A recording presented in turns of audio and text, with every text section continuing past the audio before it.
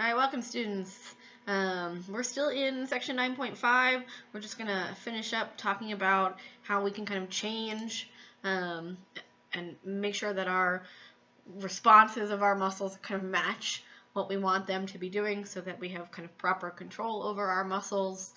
In class, the last thing we talked about was changing the frequency of the stimulation, i.e. more action potentials from the nervous system, what results in what we call temporal or wave summation, the process by which more stimuli kind of closer together means that we can increase the force of our muscle contraction, the kind of tension that we can generate. Well, the other way that we can change how much tension a muscle generates is by changing the strength of the stimulus.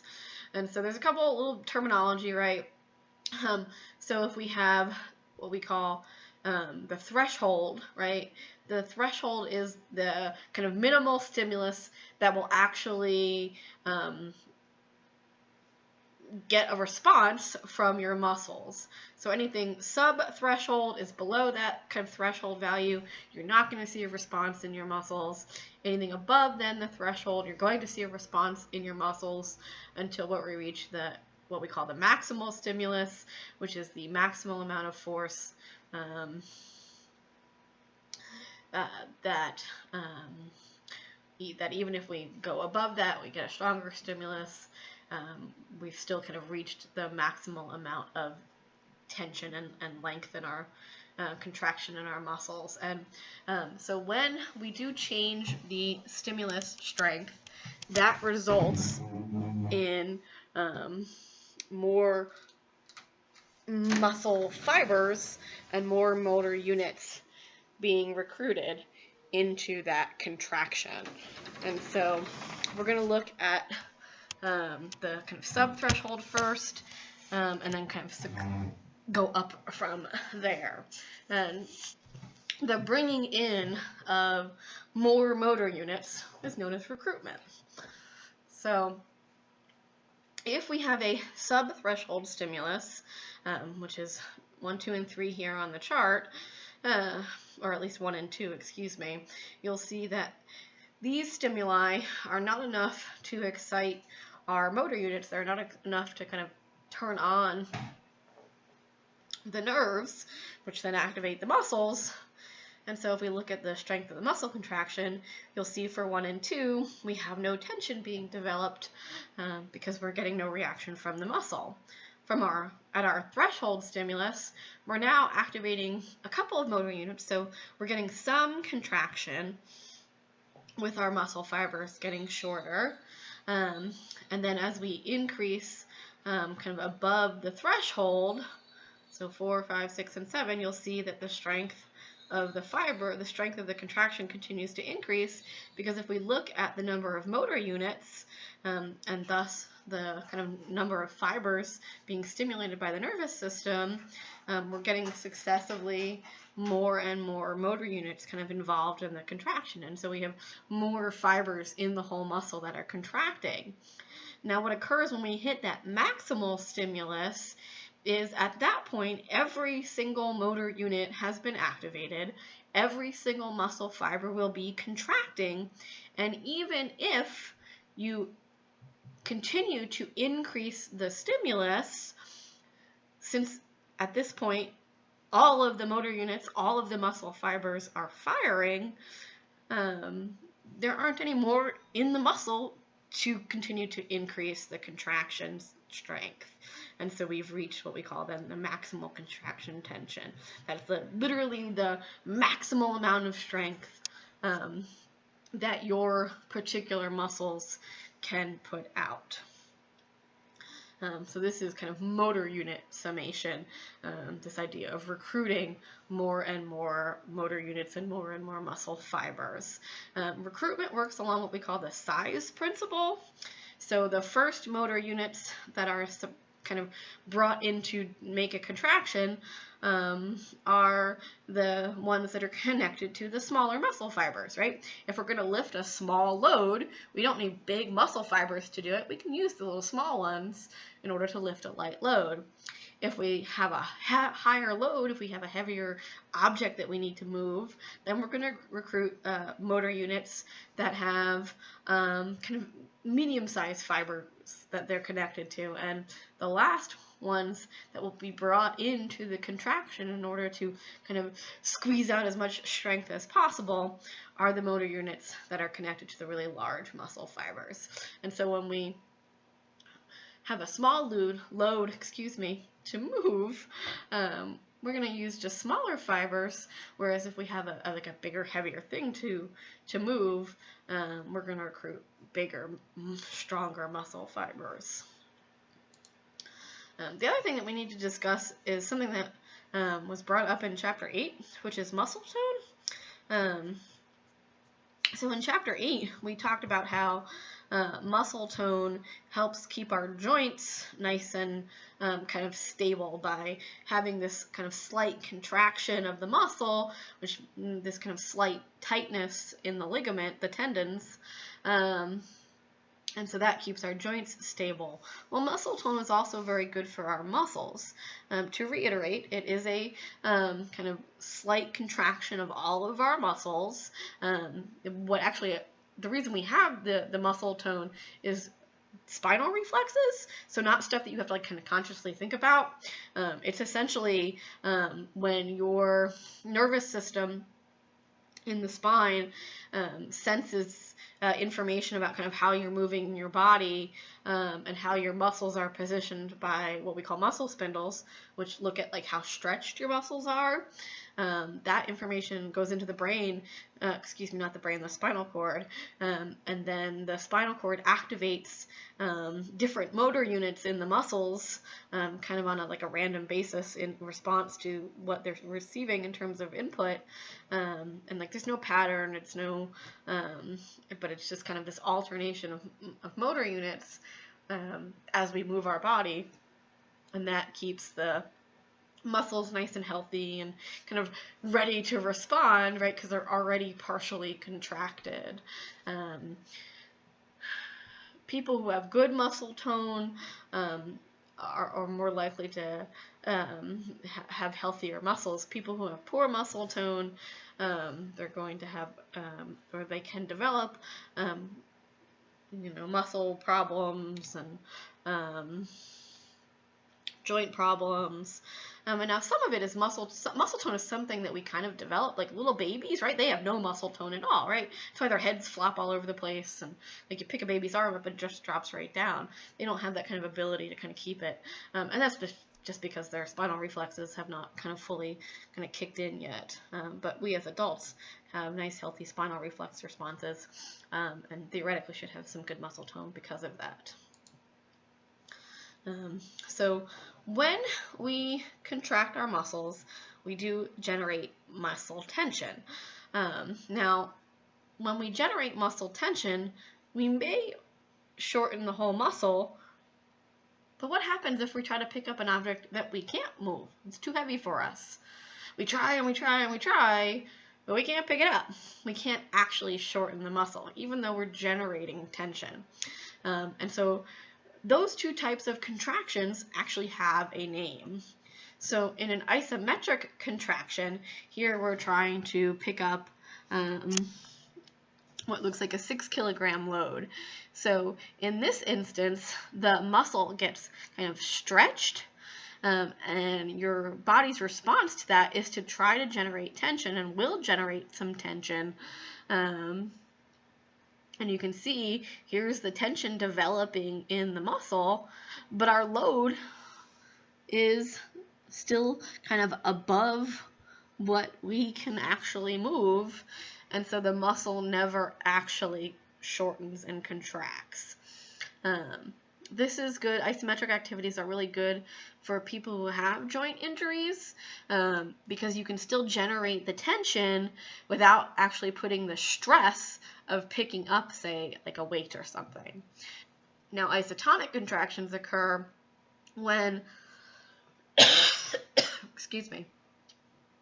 we're moving an object that we can actually move. So the load is less than the amount of tension our muscle can generate.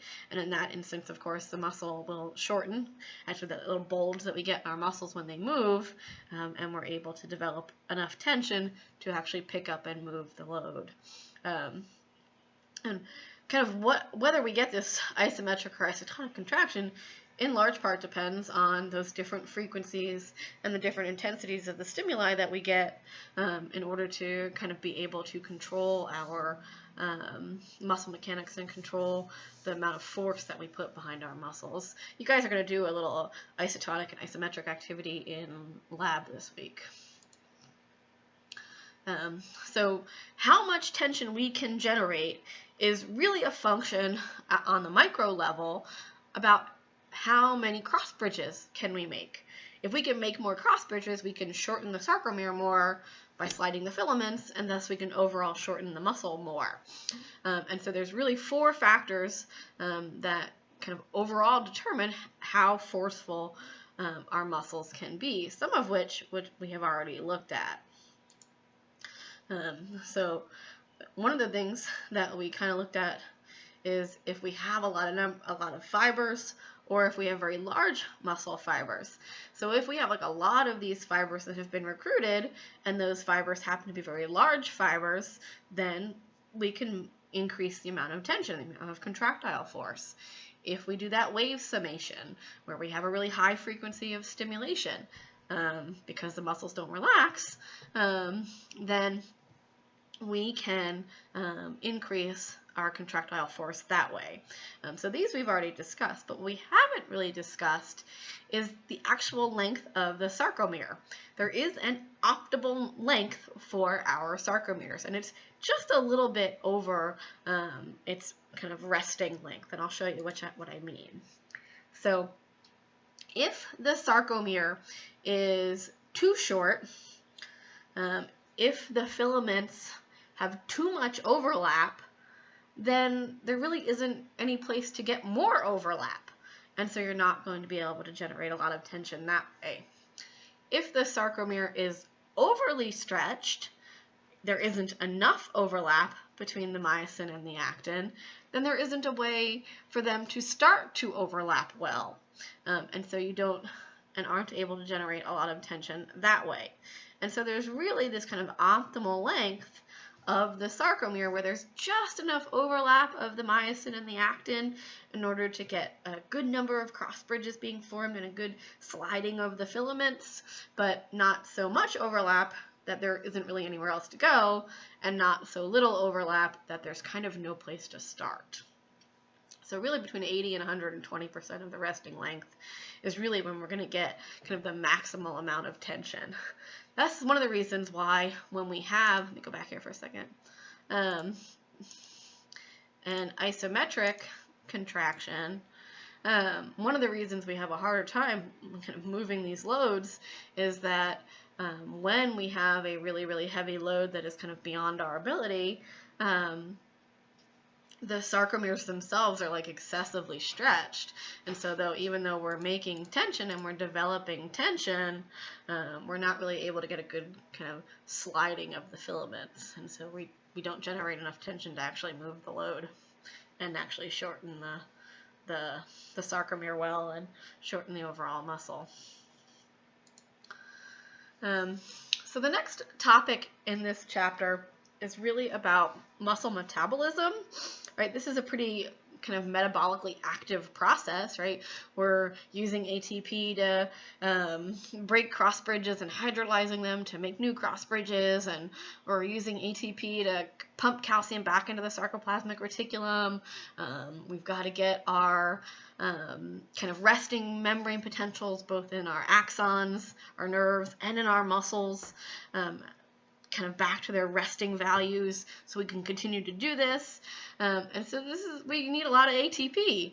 Unfortunately, the amount of ATP that we actually kind of can store in the muscles is gone in about 5 seconds. And that's not really a whole lot of time for us to do much. Certainly not something like running a marathon or even a sprint, right? Most sprints are longer than 5 seconds. And so we have to have ways for our muscles to kind of regain that ATP. They have to be able to have a way to make ATP. And luckily for us, our skeletal muscles have not 1, not 2, but 3 ways that they can make ATP. The first of these methods is called direct phosphorylation. It's a particular enzyme, this creatinine phosphate, and essentially it takes the phosphate that's attached to the creatinine and transfers it right over to an ADP molecule that then becomes ATP. 1 molecule of ATP. So we're literally taking one phosphate group from this creatinine phosphate molecule, turning it to creatinine, and then giving that phosphate group here to the ADP here, and we get 1 molecule of ATP. So we had 5 seconds of energy from our stores, and now we just got 15 more seconds of energy from 1 molecule of ATP. Yay, 20 seconds, right? Still not really enough for us. The next thing that your muscles are able to do is what we call glycolysis, anaerobic respiration, right? And without oxygen. So what happens here in kind of glycolysis, we take our sugar molecule, our glucose, in the cytosol of the cell, and we basically split the 6-carbon glucose into 2 molecules of 3-carbon pyruvic acid. That pyruvic acid eventually gets turned into lactic acid. That's that burn you feel in your muscles when you've used them too much. And we get 2 ATP from glycolysis. So we got 30 to 40 seconds. So we had 5 seconds from our stores, 15 seconds from the direct phosphorylation, and 40 seconds from the glycolysis. We've got a whole whopping minute of energy. Well, that's really not enough for us either. But luckily for us, we have a way to kind of keep the energy process of making ATP going for essentially hours and hours, and that is using aerobic respiration. This is why we need to breathe. We need to get oxygen into our body in order to make ATP. So aerobic respiration does require oxygen, hence aerobic, and it takes place in the mitochondria of our cells, not in the cytosol like glycolysis. But in aerobic respiration, the pyruvic acid that came from the glycolysis very often moves into the mitochondria. Fatty acids, our fat tissue, amino acids even. This is why people who don't get enough protein and don't get enough energy, people who are starving, their body starts to cannibalize their own proteins, their own muscles, to get actin and myosin and break it down to amino acids. All of these things can go into the mitochondria, and then the mitochondria puts the glucose, the pyruvic acid, which was now pyruvic acid, the fatty acids, the amino acids, through a whole series of reactions. There's the Krebs cycle and the electron transport chain, and there's something like 20, 30-something different reactions that have to take place. But the end result of aerobic respiration is water, carbon dioxide, and 32 molecules of ATP. And so we can keep that going as long as oxygen is available, and so we can get hours and hours and hours of ATP and energy available for our muscles. And your muscles will use all 3 of these things. In the first couple seconds, we use up the stores. In maybe 10-15 seconds, we're going to do that direct phosphorylation. We're going to use the glycolysis up until about that first minute, and then all through the rest of it, we're going to use the aerobic respiration pathway. And if we do the aerobic respiration for too long, then we run out of oxygen, and we kind of reached our anaerobic threshold, and we will go back to using this anaerobic glycolysis pathway when we no longer have any more oxygen stores available in our muscles. That's why if you do like a really short exercise, you kind of feel okay at the end of it. But if you've done a really, really long exercise, that's when you are kind of going back. You've hit the edge of your aerobic endurance, how long you can use the aerobic pathway. You've used up all your oxygen, and you're going to switch back to that anaerobic pathway. And that is really when you're going to make all that lactic acid that then builds up in our muscles. And that's why we feel like our muscles are burning at the end of a really long activity. It's not just because your body is telling you that you hate it. So how long we can contract and how fast we can contract our muscles depends on three things, one of which we just touched on, which is how do we make ATP. What type of mechanism our muscle fibers use to make ATP is dependent on what muscle fiber type they are. We can also look at load, right? You can hold a light object for a really long time as opposed to a heavy object which you want to drop right away. And then recruitment. How many muscle fibers are actually involved in our contraction? So there are three types of muscle fibers that we classify according to two characteristics. The first is whether it is a fast contractor or a slow contractor. The second is which pathway is its primary mechanism for making ATP. Oxidative fibers are going to use those aerobic pathways, hence oxidative oxygen, right, aerobic, and glycolytic fibers are going to use the anaerobic pathway, which is glycolysis, hence glycolytic. So we have slow oxidative fibers, fast oxidative fibers, and fast glycolytic fibers. There are no slow glycolytic fibers because glycolysis is really only going to give us like a little burst of energy. And so there's this lovely table in your textbook about the three different muscle fiber types and kind of comparing them along several characteristics. How fast or slow they contract, kind of what they look like. The oxidative fibers, since they're going to use oxygen, they have a lot of capillaries in there, in and around them, full of nice, healthy, oxygenated blood, so they tend to appear pinker, whereas these glycolytic fibers, since they don't really need the oxygen as much, they tend to appear more white. If we look at myoglobin, right, myoglobin is what stores oxygen in our skeletal muscles. The oxidative fibers are going to have a high level of myoglobin because they need the oxygen, whereas the glycolytic fibers, they have a low amount of myoglobin because they don't need the oxygen. If we look at the glycogen, right, how much glycogen is stored, so how much glucose do we kind of have stored in the muscles. The glycolytic fibers, since they're going to go through it a lot more quickly, tend to have a lot more glycogen than the oxidative fibers.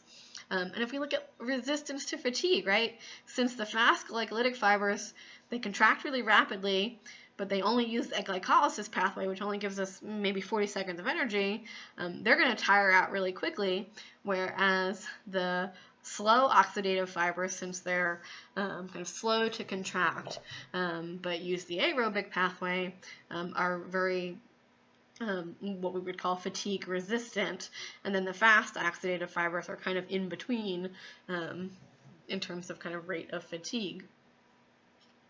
So depending on like kind of what activity you are doing, that will determine kind of what set of fibers get recruited. If you're doing something really short term, but really intense, hitting a baseball,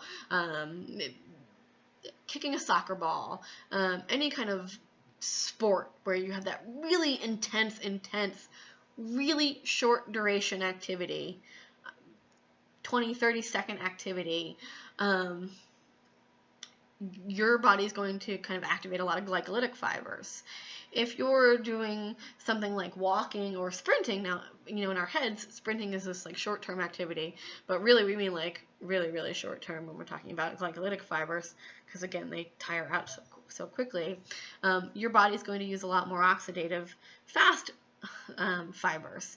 And if you're doing anything that requires you to be kind of using your muscles for a long period of time, any type of endurance activity, or even actually just maintaining your posture, because you always have to kind of fight against gravity to maintain your posture, those types of muscles are going to use a lot of slow oxidative fibers. Now, most of your muscles themselves, the big whole muscles, the quadriceps femoris, the latissimus dorsi, whatever, have like a mixture of the fiber types. So the quadriceps muscle isn't going to be all slow oxidative fibers or all fast glycolytic fibers. It's going to kind of be a mixture. That allows each whole muscle to kind of have a range of speeds and a range of resistance to fatigue. Now, however, each motor unit, each neuron, is only going to connect to muscle fibers of the same type.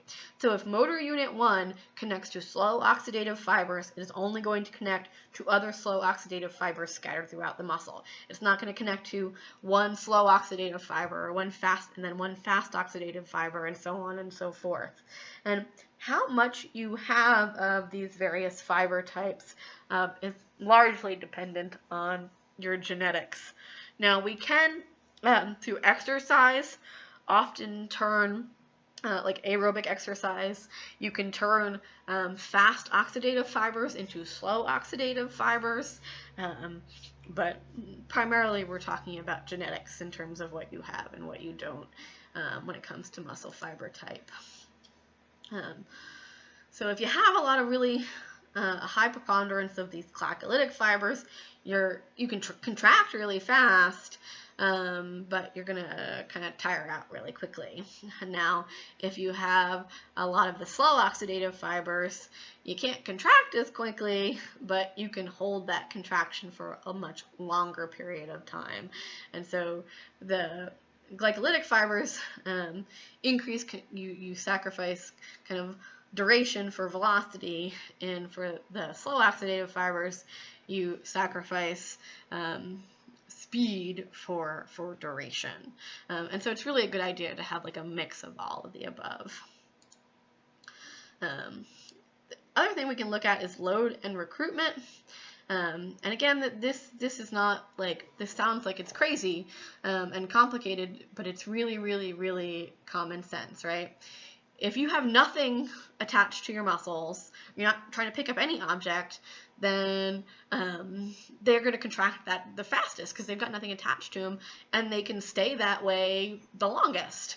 And so if you look at like a light load, here we are with our really fast contraction, and we can kind of hold it for a pretty long time. But if we've got like a really heavy load, then not so much, right? Look at the velocity, right? If we've got no load, we can contract really fastly. If we got a heavy load, it's work, man. It's effort to get those muscles going. And so it's just easier for us to move smaller objects than it is heavier objects. We can do it faster and we can do it for longer. The other thing that can affect velocity and duration of our muscle contractions is recruitment.